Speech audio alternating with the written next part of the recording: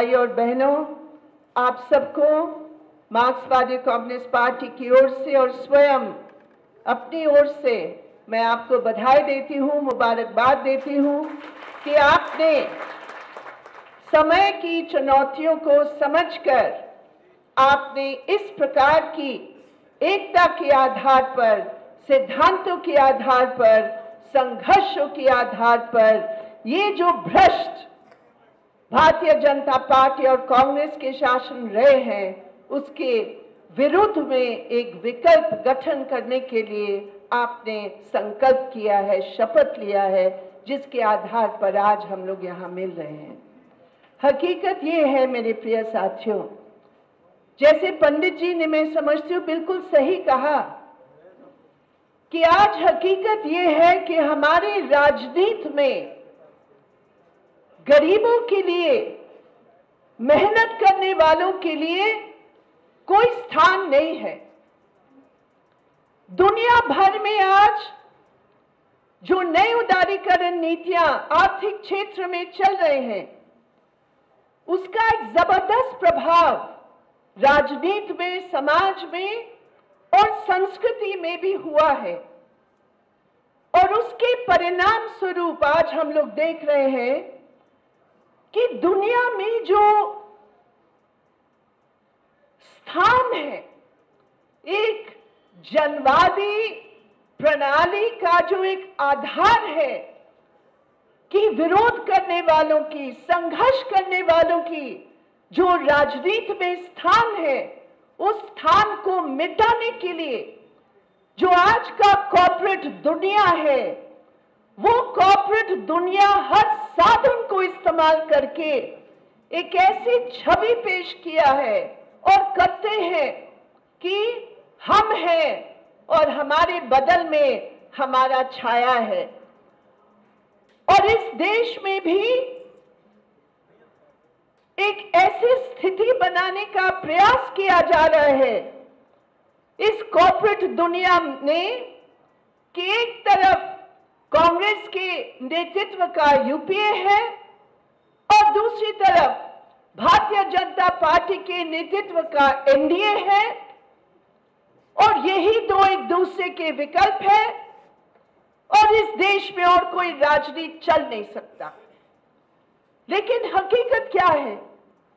जमीनी हकीकत क्या है?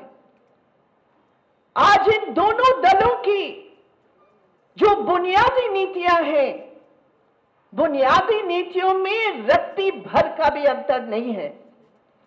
आज सुबह हमने अखबारों में पढ़ा कि जो तथाकथित सुधार के नाम पर डॉक्टर मनमोहन सिंह के नेतृत्व में इस आने वाले सत्र में जो प्रस्तावित कानून के दस्तावेज लेकर आ रहे हैं, जिसमें देश में तमाम क्षेत्र में एफडीआई का प्रवेश करने का खुली छूट देना चाहते हैं, हमारे इंश्योरेंस को बेचना चाहते हैं, हमारे बैंकिंग सेक्टर को बेचना चाहते हैं, हमारे खुदरा व्यापार में बड़े विदेशी पूंजीपतियों का आगमन के लिए जो थोड़ी बहुत शर्तें थे वो भी हटाना चाह रहे हैं।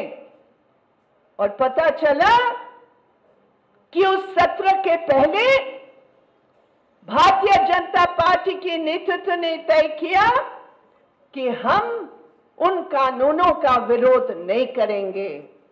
इसका अर्थ क्या है कि जो कानून कॉर्पोरेट दुनिया के लिए कानून बनाए जाते हैं, जो कानून अमेरिका के जो पूंजीपति हैं उनका प्रवेश हिंदुस्तान में और आसान करने के लिए बनाते हैं,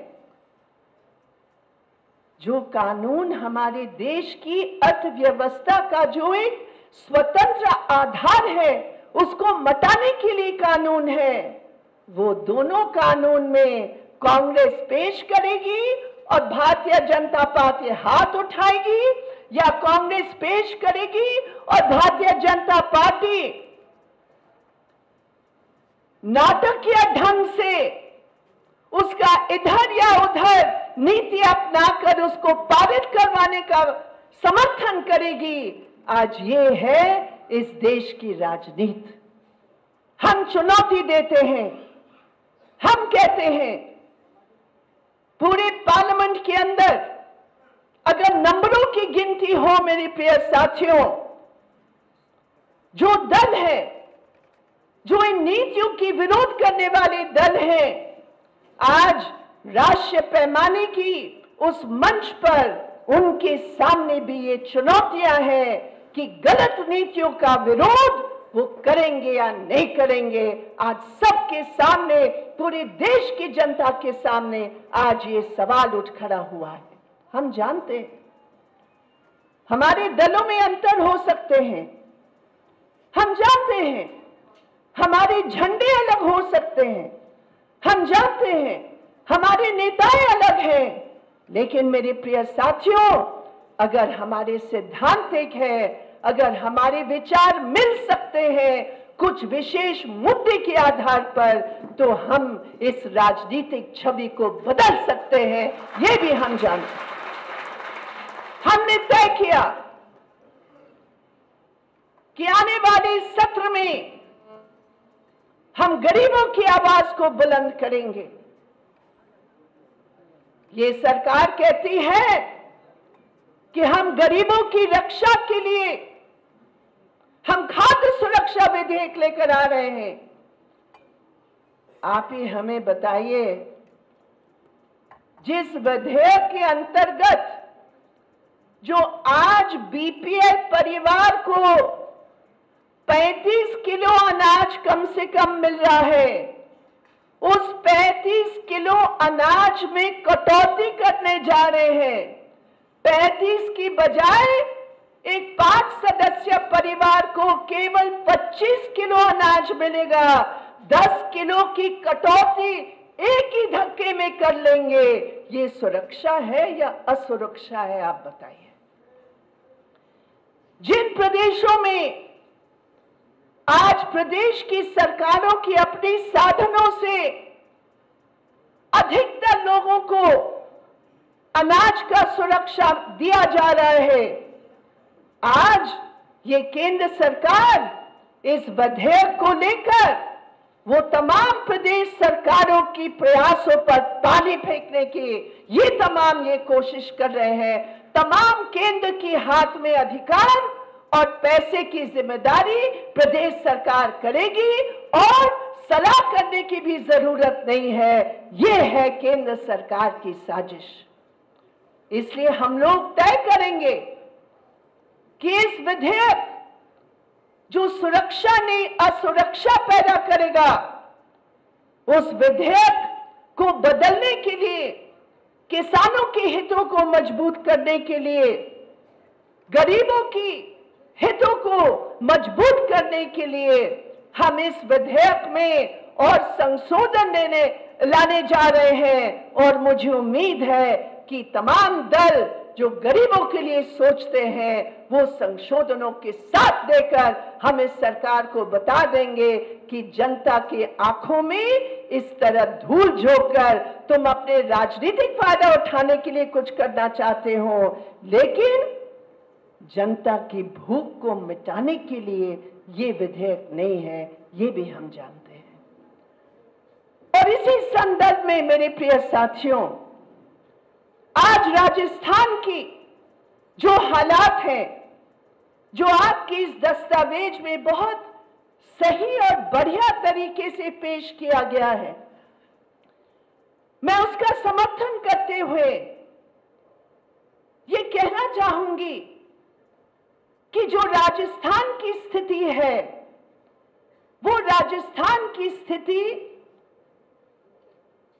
एक विशेष बात है। राजस्थान में यहां पिछले 10 साल से लगातार ये हमारे जो साथी राजस्थान के नेतृत्व मंच पर बैठे हैं, ये शब्दों में नहीं, जनता के बीच जाकर संघर्षों का नेतृत्व किया है।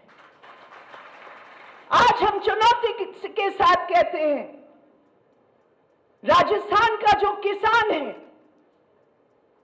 हमारे साथी ने सही कहा कि जाति के आधार पर इधर उधर कांग्रेस और भाजपा भ्रमित करने का प्रयास करते हैं। वो हर जाति का जो किसान है, वो उस किसान का भला किसने किया? आज इस चुनाव में ये दो दलों के सामने हम ये सवाल रखते हैं, किसने किया? जब इस पूरे बेल्ट की जहां किसानी होती है, चाहे वसुंधरा राजे की सरकार थी या अभी गहलोत की सरकार है, जो नहरी पानी का मुद्दा है, जो किसानों की खेती बर्बाद हो रहा था, उस पानी की लड़ाई, किसानों की लड़ाई, यही हमारे साथी है जो संघर्ष का झंडा लेकर उस लड़ाई को लड़कर किसानों को बचाया। और आज भी वो हालात है। हमें पता है कि यहां बीमा के नाम पर लूट किया जा रहा है। हम आए थे यहां पिछले कुछ महीने और हमें बताया गया कि कितने 200 करोड़ रुपया, अमराराम जी, 229 करोड़ रुपया का बीमा का जो किसानों का हिस्सा था, जो ये इंश्योरेंस प्राइवेट कंपनियां उसको हजम करने का प्रयास कर रहे थे, ये हमारे साथी थे जो संघर्ष करके 229 करोड़ रुपया का इंश्योरेंस का पैसा किसानों को दिलाया। कहां थी वसुंधरा राजे? कहां थी ये भारतीय जनता पार्टी के लोग? इस राजस्थान में 30% जनता, 30% आदिवासियों की और दलितों की है। ये क्षेत्र कैसे क्षेत्र है मेरे प्रिय साथियों? ये राजस्थान जिसमें खनिज का एक धन है, लेकिन चाहे बीजेपी हो चाहे कांग्रेस हो, इस खनिज की धन को वो लूटकर जिस आदिवासी या दलित की जमीन, क्योंकि खनिज का जो मुख्य भंडार या खदान है वो आदिवासियों के क्षेत्र में है, जंगलों के क्षेत्र में है या दूर दराज इलाके में है। आज तक जो नीति रही है पूरे देश भर में, सरकार खनिज अपने नाम रखती है, लेकिन सरकार खनिज प्राइवेट कंपनियों के हाथों में सौंपती है। और जो गरीब किसान है, जिसकी जमीन को छीना जाता है, उस गरीब किसान का उस धन का कोई हिस्सा नहीं है। मुझे बेहद खुशी है कि ये जो दस्तावेज है, इस दस्तावेज में इस लोकतांत्रिक मोर्चा ने खनिज नीति के संबंध में एक वैकल्पिक नीति रखी है। वो क्या है वैकल्पिक नीति? कि अगर खनिज के लिए किसी का जमीन लिया जाएगा, उस जमीन का मालिक या जो जमीन पर काम करने वाले हैं, क्योंकि बहुत सारे आदिवासियों के पास जमीन का पट्टा भी ये सरकार देने के लिए तैयार नहीं है, तो ये विकल्प है इस दस्तावेज में प्रिय साथियों, कि वो खनिज का जो भी धन होगा या खनिज का जो भी कारोबार होगा, उसमें पूरी रूप पर उस जमीन में खेती करने वाला का पूरा हिस्सा रहेगा। ये एक जबरदस्त वैकल्पिक एक नीति इस दस्तावेज में पेश किया गया है। ये खनिज हमारा है, मेरे जमीन के अंदर ये खनिज का अगर खनन बनेगा तो निश्चित रूप पर उस खनिज पर मेरी एक हक बनता है। और आज तक राजस्थान में किसी भी राजनीतिक दल ने इस वैकल्पिक नीति को पेश नहीं किया, जो आज लोकतांत्रिक मोर्चा की मंच से ये दस्तावेज में आदिवासियों के अधिकार उस खनिज के अंदर रेखांकित किया है। मैं आप सबको बधाई देना चाहती हूं।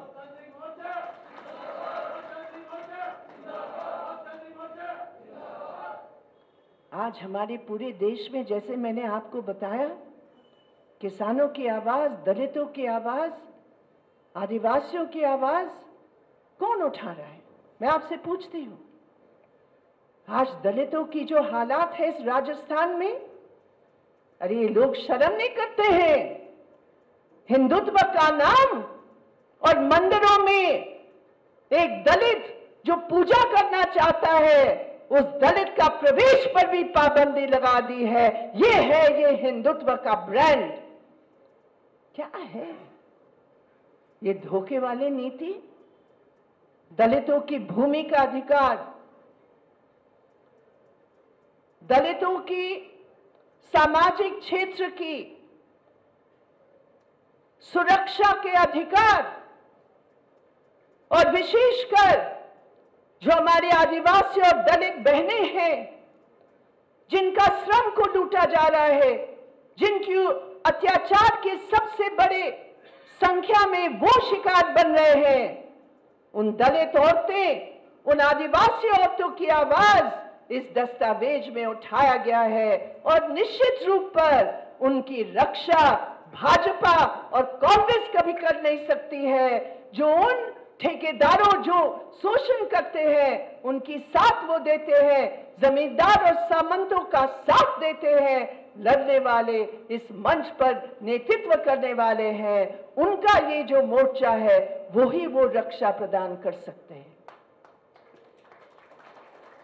आज राजस्थान में अधिकतर हमारे असंगठित मजदूर की संख्या बहुत बड़ी है। खेतों में, कल कारखानों में, हमारे शहरों में नरेगा का एक समय रिकॉर्ड, शुरू जब ये कानून हुआ तो उस समय के ये दावा होता था कि राजस्थान नरेगा में सबसे आगे है। लेकिन मेरे प्रिय साथियों, आज नरेगा के मुद्दे पर राजस्थान का ये रिकॉर्ड है। उस सरकारी रिकॉर्ड में स्वयं केंद्र मंत्री ने उसका बयान दिया है और जांच बिठाई कि राजस्थान की रिकॉर्ड में 2 रुपया दिन भर के काम के बाद वो वेतन मिला है। ये है राजस्थान की रिकॉर्ड। हम आपसे पूछते हैं, वोट देते हैं हम लोग हर 5 साल, एक सरकार बनती है, एक विपक्ष बनता है, लेकिन आप बताइए इस विधानसभा में पिछले 5 साल ये तथाकथित जो विपक्ष रहा, भारतीय जनता पार्टी, अपने अंदरूनी लड़ाइयों से उठकर खड़े हो नहीं पाए। कोई विदेश में, कोई देश का परिक्रमा कर रहे हैं, लेकिन विधानसभा में अगर किसी ने आवाज उठाया वो है इस लोकतांत्रिक मंच के नेतृत्व सदस्य जो विधानसभा में होकर पूरा विपक्ष का काम किया। हम जानते हैं कोई भी होता है इस लोकतांत्रिक मंच का वो करे। हमें पता है यहां आमरा राम बैठे, मैं किसी एक पार्टी की बात नहीं कर रही हूं, एक असूल और सिद्धांत की बात कर रही हूं। पूरे राजस्थान में जब वसुंधरा राजे का सरकार रहा, पूरे राजस्थान में अगर कहीं भी किसी मजदूर, किसी भी किसान की कोई आवाज उठाना था, वो अपने दल के पास नहीं जाते थे, वो आते थे आमरा राम के पास, वो संघर्ष के प्रतीक बने। और इस बार संख्या बढ़ाया और आज एक फौज के रूप में हमारे साथी विधानसभा में हम नहीं देखते कौन सा क्षेत्र का कौन एमएलए है, हमारी दृष्टिकोण है कहीं भी कोई अन्याय हो रहा है, उस अन्याय के खिलाफ जमीनी संघर्ष की आवाज उठाने वाले विधानसभा में खड़े होकर आवाज उठाएंगे, और उन्होंने किया।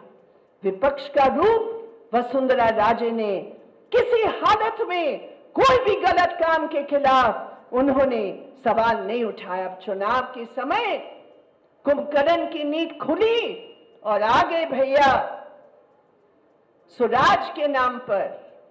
कौन भूल सकता है आपकी स्वराज में 100 बार,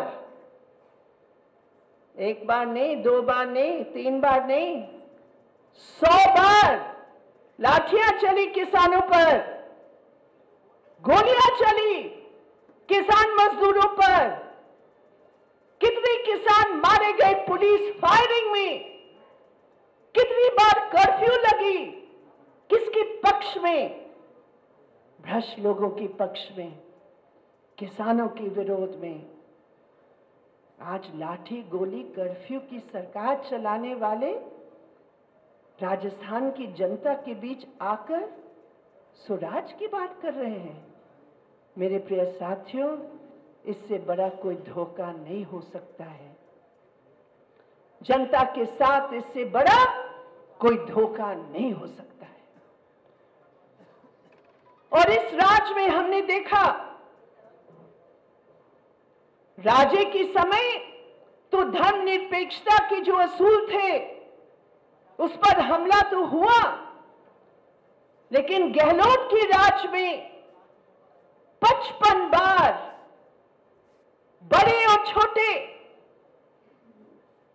55 बार सांप्रदायिक घटना घटे। हमें पता है उसके पीछे आरएसएस और भाजपा का हाथ रहा। उनकी राजनीति है कि जनता को विभाजित करके वो अपनी राजनीति को आगे लेकर जाना चाहते हैं। लेकिन गहलोत क्या कर रहे थे? कांग्रेस क्या कर रही थी? आज हमारे अल्पसंख्यक भाई और बहनों की सुरक्षा का अगर सवाल है, भारतीय जनता पार्टी की हमलावर रुख के सामने हम उनसे अपील करेंगे, गंभीरता से विचार कीजिए। उत्तर प्रदेश में आज हम देख रहे हैं कि किस रूप में समाजवादी सरकार को अस्थिर करने के लिए भारतीय जनता पार्टी एक बार फिर उत्तर प्रदेश में एक बार फिर सांप्रदायिक नारे को देकर, राम मंदिर के नाम को लेकर एक बार फिर 1990 के दशक को दोहराने का प्रयास कर रहे हैं। लेकिन वो भूल जाते हैं कि इस समय जो सरकार उत्तर प्रदेश में है वो किसी भी तरह धर्मनिरपेक्ष असूलों के साथ कोई समझौता करने वाली नहीं है। इसलिए बार बार जहां वो प्रयास कर रहे हैं वहां उनको धोखा धक्का मिल रहा है। जेडीयू के साथी को भी मैं बधाई देना चाहती हूं कि भारतीय जनता पार्टी का जो एक सांप्रदायिक मंच बन रहा है उसका विरोध करते हुए उसको अलग करके वो आ गए हैं। लेकिन सवाल है मेरे प्रिय साथियों, धर्मनिरपेक्षता के असूलों को सिद्धांत के रूप में कोई चुनावी मुद्दा नहीं है। मैं इस बात पर जोर देना चाहती हूं, चुनावी मुद्दा नहीं है। ये देश की अस्तित्व, ये देश को जिंदा रखने का एक सबसे बड़ा मुद्दा है। अगर कहीं भी पूरे देश भर में अगर सांप्रदायिक ताकतों का कदम बढ़ता है तो कोई एक या दो दल का वोट का सवाल नहीं है, वो हिंदुस्तान की हार होती है। वो हिंदुस्तान को पीछे हटना पड़ता है, क्योंकि हिंदुस्तान का आधार जहां जनवादी प्रणाली का है, जहां प्रगतिशील नीतियों का है, वहां धर्मनिरपेक्षता का असूल हिंदुस्तान का दिल का सवाल है, हिंदुस्तान में वोट का सवाल नहीं है। इसीलिए ये जो मंच है, ये मंच अल्पसंख्यकों के लिए, उनकी रक्षा के लिए, उनकी हित को बचाने के लिए किसी वोट आधारित राजनीति के साथ नहीं, लेकिन हमारे बुनियादी नीति और सिद्धांतों के साथ जोड़कर आज हम इस मंच से ये कह सकते हैं कि देश भर में और विशेषकर राजस्थान में भारतीय जनता पार्टी की इस हमलावर रुख के खिलाफ कांग्रेस कभी खड़ी उतर नहीं सकती है। जो गहलोत सरकार ने साबित कर लिया है, उसके लिए आपको एक लोकतांत्रिक मंच को मजबूत करके, एक वैकल्पिक राजनीतिक मंच को मजबूत करके तभी हम उस रक्षा को प्रदान कर सकते हैं। ये भी आज हमें समझने की जरूरत है। राष्ट्रीय राजनीतिक मंच से आज हम इस खेल को देख रहे हैं कि भारतीय जनता पार्टी ने एक ऐसे व्यक्ति को नेतृत्व सौंपा है इस पूरे चुनाव के लिए जो लोकसभा का है। कहते हैं विकास, लेकिन करते हैं विनाश। तथाकथित विकास पुरुष की विनाश नीति, ये है नरेंद्र मोदी का गुजरात का मॉडल, जो पूरे देश भर में थोपने का प्रयास कर रहे हैं। और उसी मॉडल के आधार पर आज राजस्थान में जो कांग्रेस के खिलाफ जो एक गुस्सा है, जो एक असंतोष है, जो संघर्षों का एक रेजिस्टेंस है, 5 साल समझौता किए, आज वो पार्टी उस गुस्सा को अपने वोट में बदलने का प्रयास कर रहे हैं। लेकिन मेरे प्रिय साथियों, उनकी प्रयास में मजबूती के साथ खड़ी है ये लोकतांत्रिक मोर्चा, जो उन दोनों दलों की गलत नीतियों के खिलाफ सैद्धांतिक और एक वैकल्पिक नीति के आधार पर एक मंच को हमने तैयार किया है। ये संघर्ष का, वोट का एक साथ एक तालमेल बन गया है। अभी हम लोग समझते हैं कि वोट उन बुनियादी नीतियों को ही रेखांकित करती है। वैकल्पिक मंच, वैकल्पिक नीतियों की मंच, वही हमारा आधार है। और इसलिए मैं आप सबको बधाई देते हुए मैं आपसे अपील करती हूं, जितनी सीट है राजस्थान में, आज यहां 5 दल इकट्ठे हुए हैं, लेकिन हमने साथियों से बातचीत की और उन्होंने अपने दस्तावेज में जो बात को रखी कि और भी जो जनवादी प्रगतिशील जो व्यक्ति हैं, जो ताकतें हैं, जो किसी दल के साथ हैं या नहीं है या इंडिपेंडेंट है, हम उम्मीद करते हैं कि जब हम मजबूती के साथ इस मोर्चा की दस्तावेज को अपने अपने क्षेत्र में लेकर जाएंगे तो निश्चित रूप पर उन ताकतों को भी बल मिलेगा और वो भी सही फैसला लेकर इस मंच के साथ जुड़कर इस मंच को और मजबूत करके भाजपा और कांग्रेस के दोनों के खिलाफ राजस्थान की राजनीति में प्रभावशाली, महत्वपूर्ण हम हस्तक्षेप करेंगे। मैं आप सबको बधाई देती हूं, सलाम करती हूं और उम्मीद करती हूं कि आज से एक साथ मिलकर इस राजस्थान की राजनीति में बदल लाने का प्रयास को हम आगे लेकर जाएंगे। बहुत बहुत धन्यवाद।